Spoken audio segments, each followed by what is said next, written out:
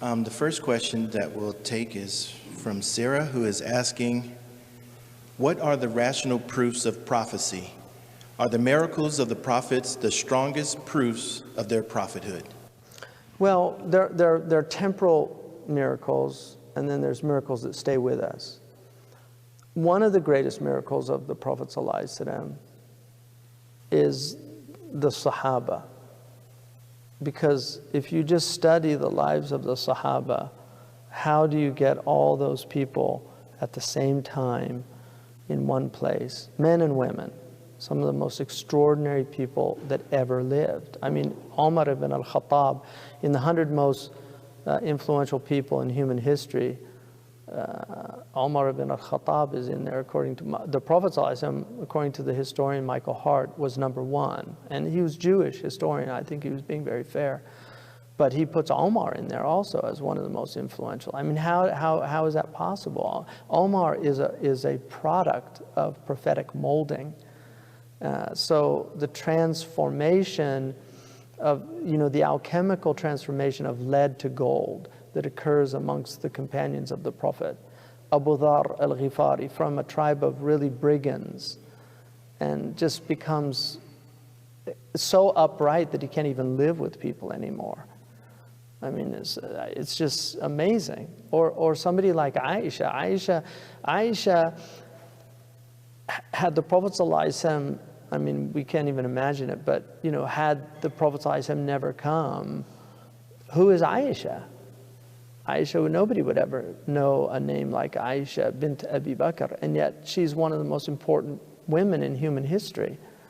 And she's influenced countless people, men and women. So she's amazing. So, I mean, the greatest miracle, according to our tradition, is the Quran itself. But to understand that miracle takes a considerable amount of time to really, to penetrate its mysteries and to penetrate some of its mysteries and get a glimpse of it. It takes a long time. But the more you study, the more miraculous it becomes. That's undeniable. But one of the great miracles of the Quran is the fact that the Ajam can memorize it without knowing what it means. وَلَقَدْ يَسَّرْنَا الْقُرْآنَ لِلذِّكْرِ فَهْلْ مِن مُدَّكِرٍ. And we made this book easy to remember. And you see people that memorize it perfectly. And then another miracle of the Quran is tajweed. Because why is it that people, I've met Pakistanis that can't speak Arabic except with an accent, and yet they can recite the Quran with perfect tajweed. It's amazing. I mean, how is it that people can learn? And then also how is it, we don't know how the Torah was originally recited at the time of Moses. We don't know how the Greek of the New Testament was recited. And I had 2 years of Greek, and the Greek teacher told us on more than one occasion, we think it was pronounced this way, we don't know. So even the Greek, Koine Greek of the New Testament is we don't have a tajweed of it, like orthoepy, I think they call it. So tajweed is a miracle of Islam. And then the Prophet ﷺ's, like, where do you get the Taj Mahal and the Alhambra Palace? I mean, how is it that beauty, Western beauty of Islam, Spain, when they show brochures to visit Spain, they show the Alhambra Palace. That was built by Muslims, it wasn't built by Christians. And then when they show Hindus, when they show their tourist things to visit India, they show a Muslim mosque. And then the Jews, when they show their brochures to visit Israel, they show a mosque that Muslims built.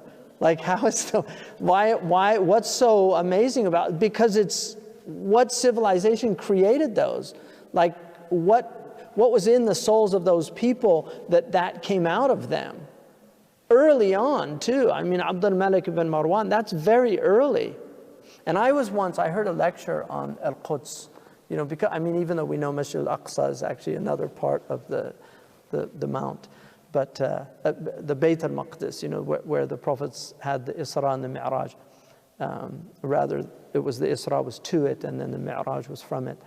But so I heard this amazing architect in Colorado, and he was a student of Keith Critchlow, who's a famous sacred geometrician that studied Islamic art. And he was explaining how this is almost a perfect building. There's only one problem architecturally. There's not an intermediary. Because if you look at most buildings, they would have a little, between the dome and the base, there would be an intermediary. So that's like heaven and earth, and then you have an intermediary. So when he finished the lecture, I went up to him and I said, I think you're totally wrong about that. He said, what? He said, well, architecturally, we would see that as a flaw in the structure because that intermediary base wasn't there. I said, but that mosque symbolizes a man who went to heaven and had no intermediary, because even Jibril had to leave him. And so it's actually perfect if you want to, it's the meeting of heaven and earth. So he was like, that's a very interesting point. So anyway, that's, I think those are miracles of our prophet. And Dalail and Nubuwwah was very important. But another miracle is all of his incredible statements about the end of time. Incredible, I say incredible, but they're credible for us. We believe them. They might be incredible for other people, because incredible means unbelievable, but we believe them. But I'm using it hyperbolically. So anyway, the Prophet ﷺ told us, who told the Prophet that the buildings in Mecca would reach the tips of the mountains? Like, who could have imagined that in the 7th century, to have skyscrapers that reached the tips of the mountains? Who told the Prophet ﷺ that the mountains of Mecca would have tunnels?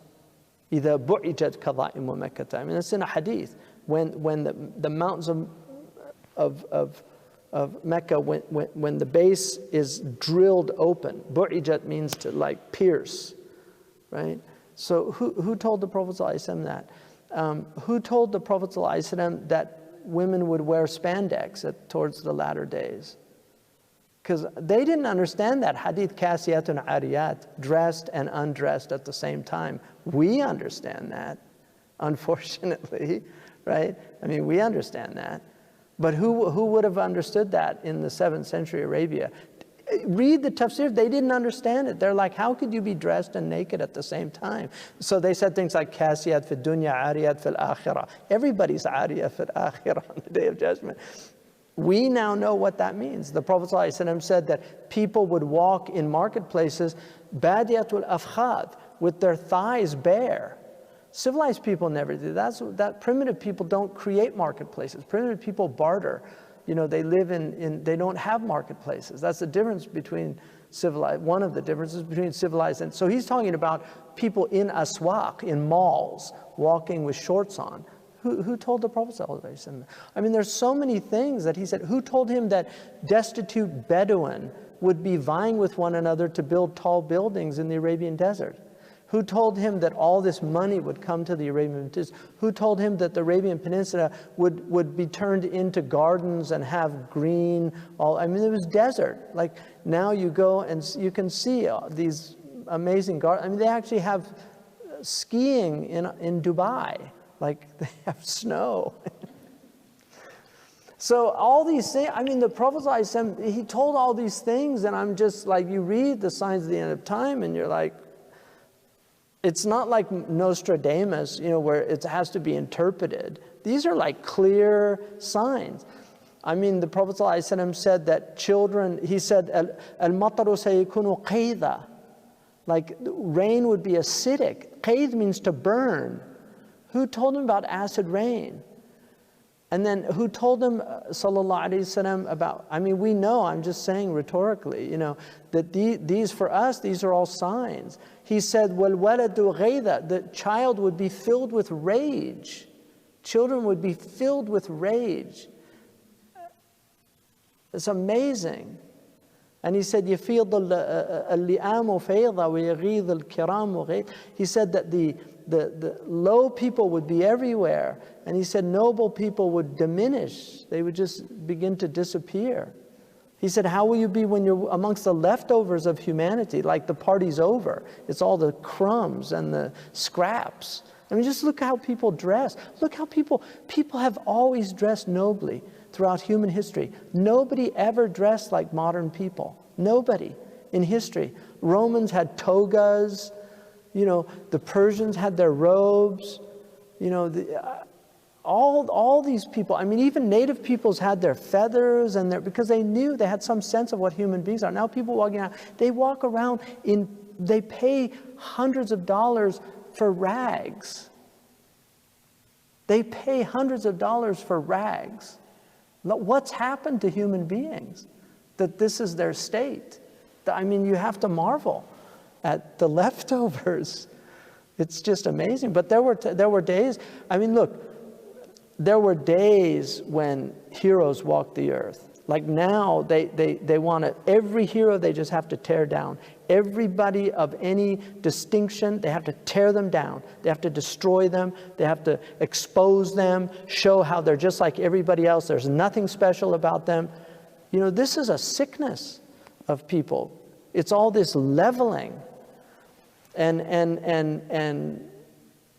you know, there were great people, and I've sat with sanctified souls. I know it. I've been in their company. I've been in their presence. I've felt their hal, you know. So these are real. They're real. And the awliya are real. The people of Allah are real. And the lovers of the Prophet ﷺ, they know what they have, and they know what they have in their hearts. And the people that don't have that, they don't know. But Abu Hanifa said, if kings knew what we had, they would send their armies to take it from us. You know, so I mean, I feel sorry for people that don't have that. I really do. And the Quran says, some of them wish they could believe like you believe. So don't realize what you have is precious. Don't squander it. And then people say, you know, I'm having a hard time with my faith. What? Like, what? Have you read history? Like, people used to get sawed in half. Christians were eaten by the lions. You know, I mean, like, what kind of faith do you have that, like, you lost your job and suddenly you don't believe in God? You know, or your child got sick. Who gave you the child in the first place? Like, where did it come from? And how do you know what's good for you and what's bad? How do you know if that child, it's better they leave the world now than stay in the world? You don't know. Who are you to decide these things? All these things, we're people of submission. Our religion, we don't challenge God. We're not people who wrestle with God. You know, musara'at, we don't know. We surrender. Allahu Akbar, I give up. You know, like, don't shoot. And it's because Allah wants good for us. It's like it's sweet surrender. It's not bitter surrender. It's not like I lose. It's you win by surrendering. This is like the opposite of surrendering in dunya. In dunya, you lose when you surrender. In our religion, you win when you surrender.